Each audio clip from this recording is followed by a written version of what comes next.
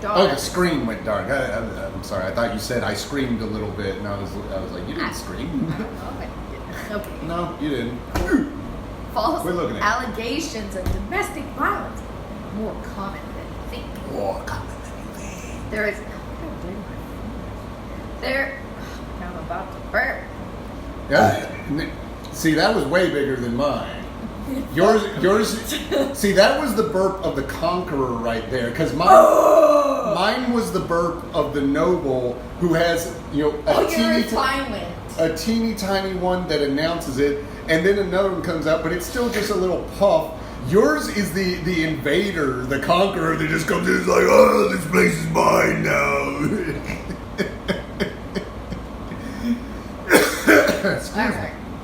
Excuse me. There is a double-edged sword when it comes to domestic violence. The criminal justice system has to favor the accuser to prevent other victims from feeling afraid. That's true. Yeah. However, the other side of the coin is the defendant. Let me turn the AC off. They probably can't even hear us. Yeah, do you want me to I'll stop. Yeah, keep going. Keep Okay. going. Courts issue millions of restraining orders a year. Some studies suggest that there are countless false allegations of domestic violence every year. The defendants in these cases have their lives turned upside down because of these charges. Today we are going to look at just how big of a problem false domestic violence allegations are. Sounds good so far. Sounds reasonable. Oh man. How long is this? I don't. Oh, it's not too bad. That's not too long. It's just they're not. Oh, never mind. I'll say it later. The problem with false allegations of domestic violence. Okay, can I just stop and say how ridiculous it is that we have to have a paragraph or a section of the article with that heading?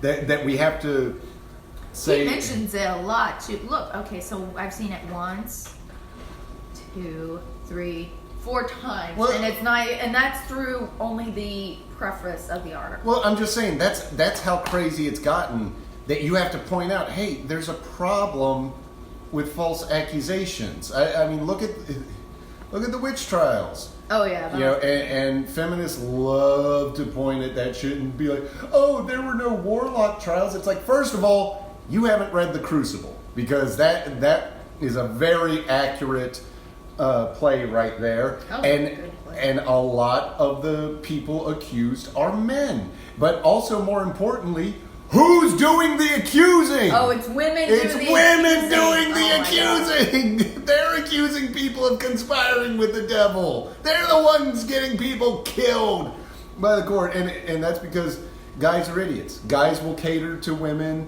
you know, because they feel sorry for them. And, oh, they're helpless and they can't take care of themselves. It's like, dude, you think I'm an asshole? No, I'm the only guy on the planet who actually looks at women as equals and says, yo, get your shit together.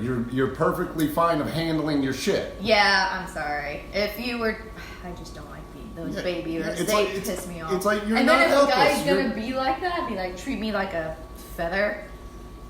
The door is that way. Exactly. That's all I've got to It's like, say. you're not helpless. You are completely capable of doing it. You just don't want to do it. You know, this one has choked me out. That is true. You've caught me in a rear naked. You've caught me in guillotines. I think that's mostly Rear what you naked caught and me in. guillotine. Yeah, those are my primary ones. I sometimes get you. I thought I got you an arm bar or something. Kind of arm. You almost did. I don't. Omoplata. I think I. I catch. No, did I catch you in omoplata? You got close. I don't think you actually landed it though. I almost got you in an omoplata once, but you I did a rolling. You thing. rolled out of it right before I secured your back. Weird. Yeah, that was pretty awesome. Anyway. It's like you started. It's like I was setting up the position, and you knew what I was doing, so you went ahead for your roll, and you beat me to the punch because I caught you like right here halfway through the roll, but I was like, hey, it's I must have like as soon as you started, my like subconsciously my mind was like, nope. Yeah, I couldn't quite hold on to it, and so you were able to push through That it. was an awesome moment. Okay, if you ran up to a police officer right now and made a report of a crime that didn't happen, you would receive criminal charges. However, with domestic abuse charges, this is not the case. Courts never charge the accuser in a false domestic abuse case.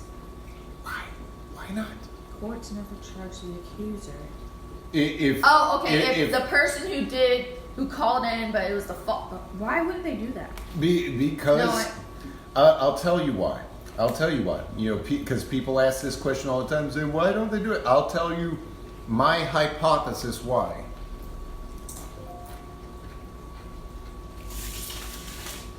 Majority of this video is us eating food. That works for me. I don't give a fuck. But here's why.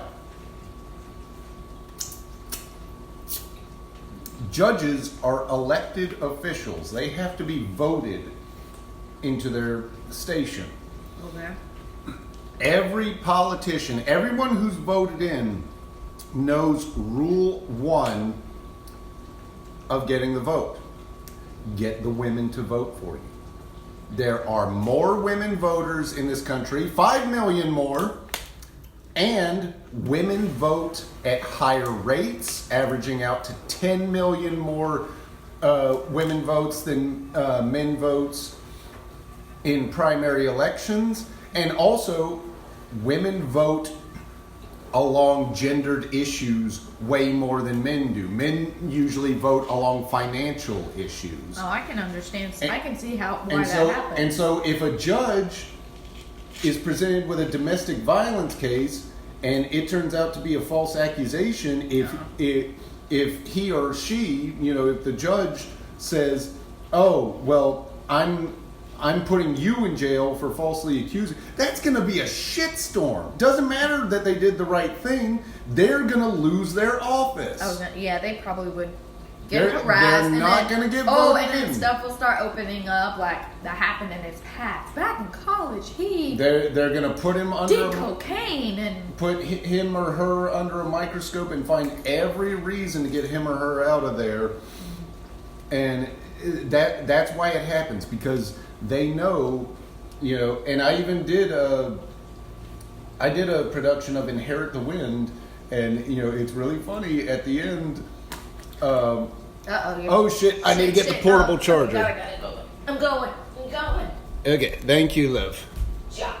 I totally forgot to get the portable charger. My phone's about to die, but it's okay. We'll get the portable charger, and the show will go on. Anyway, thank you, love.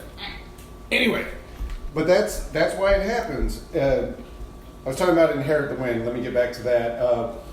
At the end of that play, for those of you who don't know, Inherit the Wind is based on the Scopes monkey case. Scopes monkey trial. Is it charging? I assume it is. I hope so. We'll find out. Anyway, we got a kitten. Which was about that teacher who lived in Missouri or something like that, where it was illegal to teach evolution in high school, and he did it anyway, and they went to trial about it. Well, at the end of the trial, they start talking about how much this guy kind of leans in with the judge, talking about, I think it was the mayor or something. It was another elected official saying how, you know, this is getting a lot of attention and November's right around the corner. And so, yeah, they softened the blow, you know, to appease as many people as they could. They still punished the guy, but they only fined him $100. Some community service. No, they fined him $100.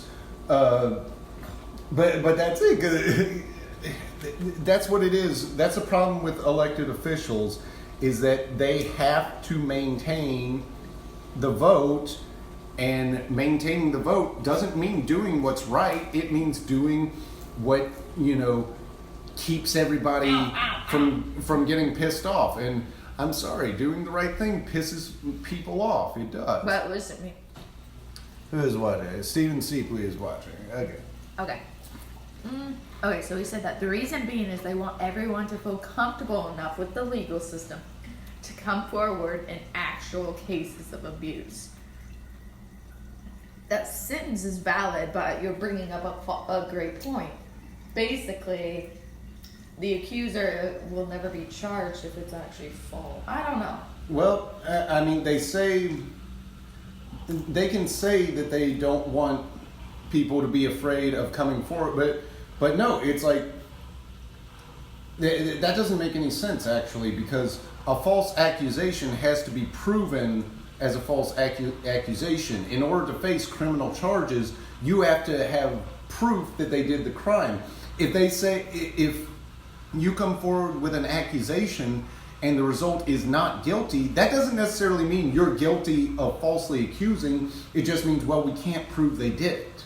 So that's nonsense right there, because if you come forward and they can't prove that they did it, they say, well, we can't give a guilty verdict, but we also have no reason to believe you're lying. So, you're also not guilty. That's why it's not guilty and innocent. They don't judge innocent because they only judge not guilty. So that's nonsense. They do it they do it for the reason I said it, because they want to keep getting voted in.